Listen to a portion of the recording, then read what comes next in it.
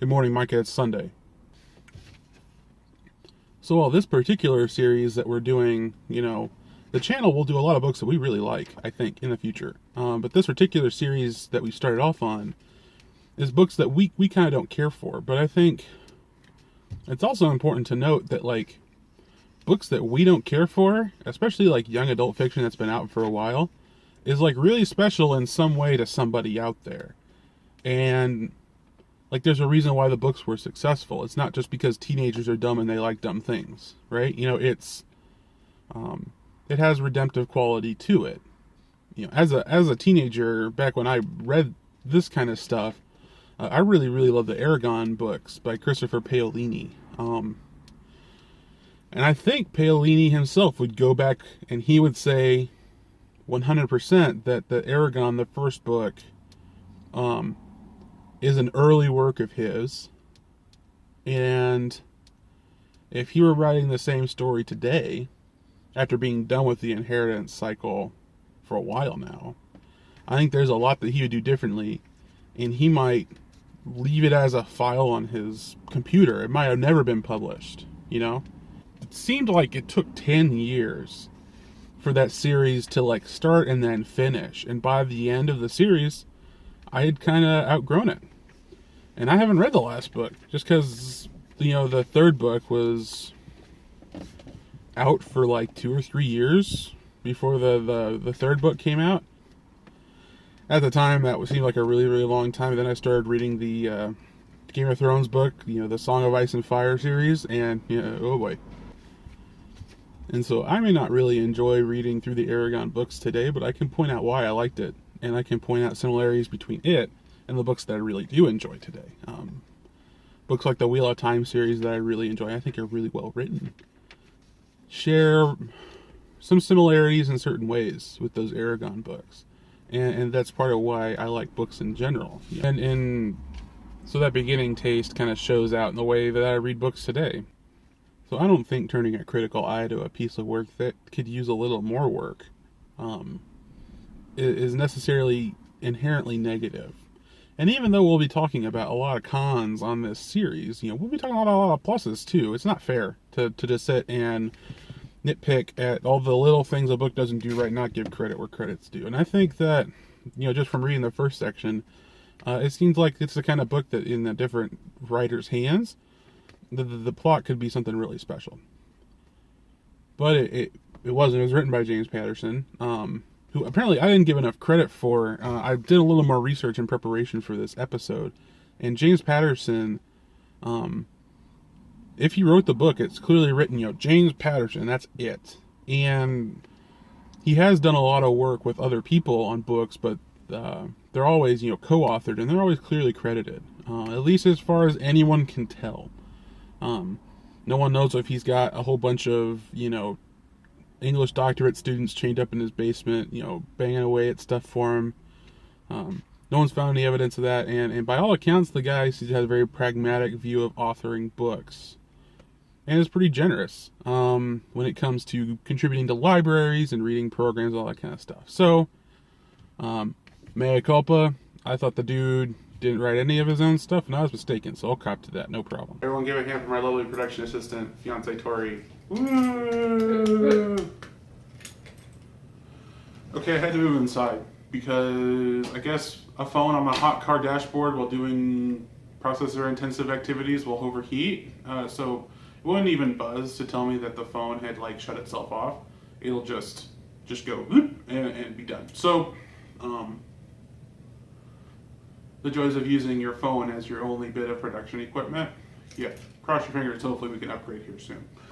So I understand the feeling about negativity in a movie, or being really, really negative as part of something that you do as a hobby. I think,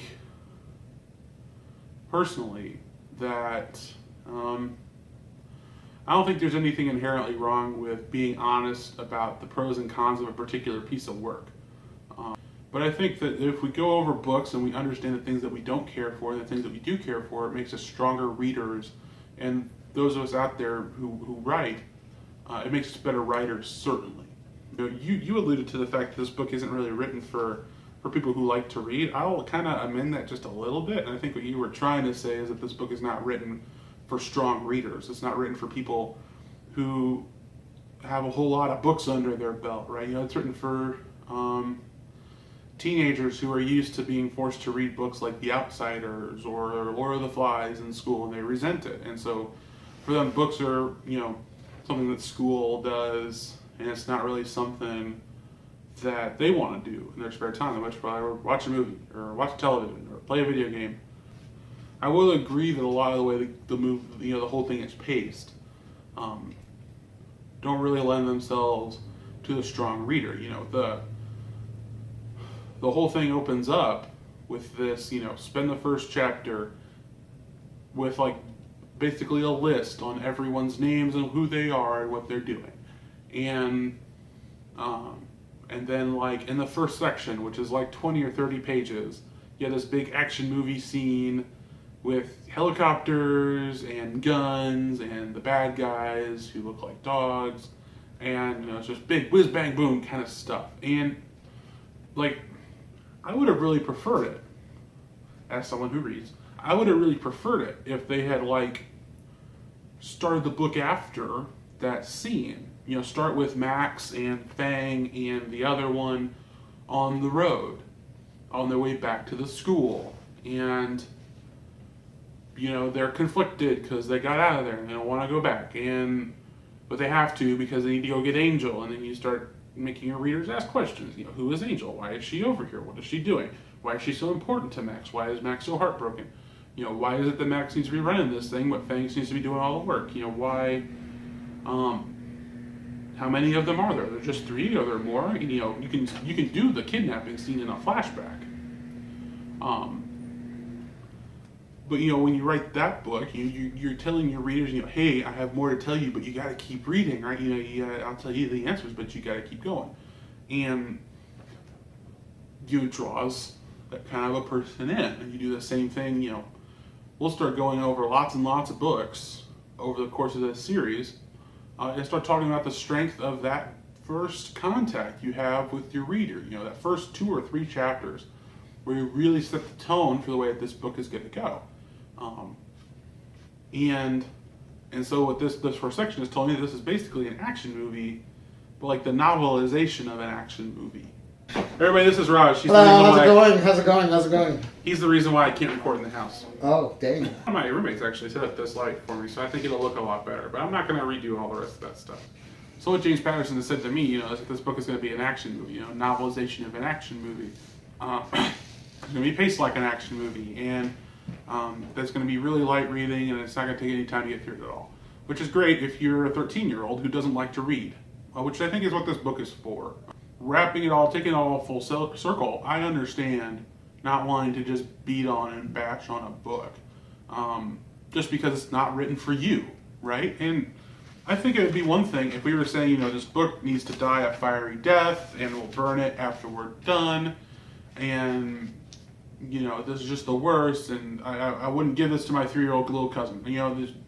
But that's not what we're saying, right? We're looking at fiction that's written for a certain audience, and separating out the identifying characteristics, and maybe looking at how to not write our stories that way. Or if you're a reader, to identify the kinds of books that are either baby food books for new readers, to get them hooked into enjoying reading, and to get them to really start to want to stretch their wings and read something that is not novice level fiction. The Hobbit is written for children, but when I first tried to read it when I was 10 or 11, it was boring, right? And it wasn't until I was older that I could really appreciate the masterful language work used in The Hobbit. But you can't expect someone to just walking off the street, especially in today's culture where we don't talk that way, and to really appreciate the kind of work that Tolkien did.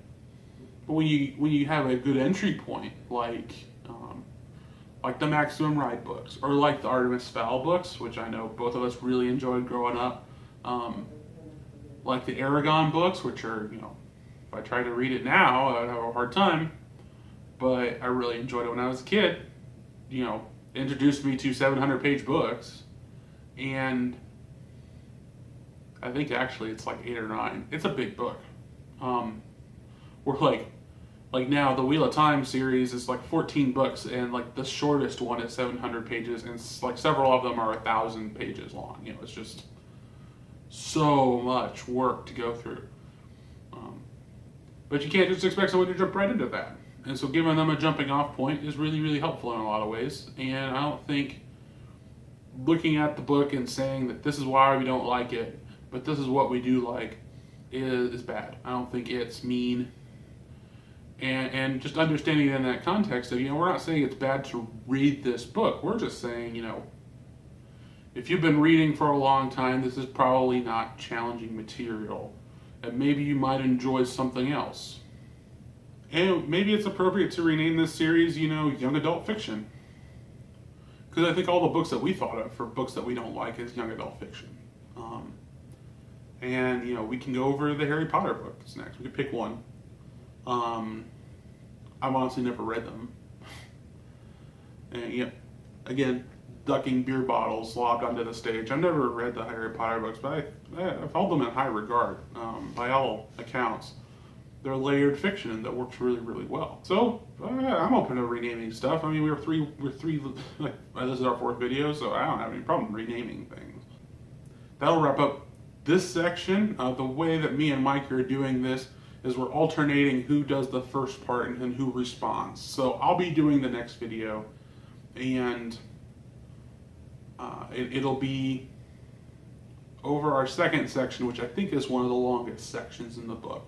And we'll, you know, if I had a lot of production software, I would bring up a climax chart where I'll try to do it inverted.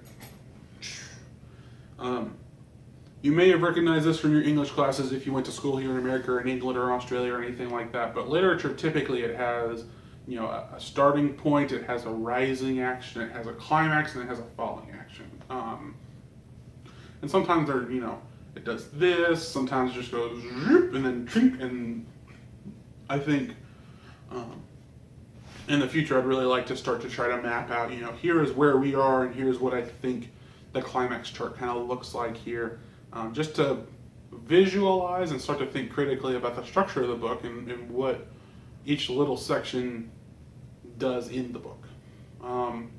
But I think that this next section is going to be a lot of this, and it's going to be leading up to our climax sections, which are going to be probably 5 and 6. Just guessing. So you can expect that video sometime early next week. Cross our fingers, hope it's Tuesday. This video was supposed to come out on Friday, and that didn't happen. So, you know, we're still working the bugs out. So expect some video on Tuesday, hopefully. Hopefully. Bye, Mike. I'll see you on Tuesday.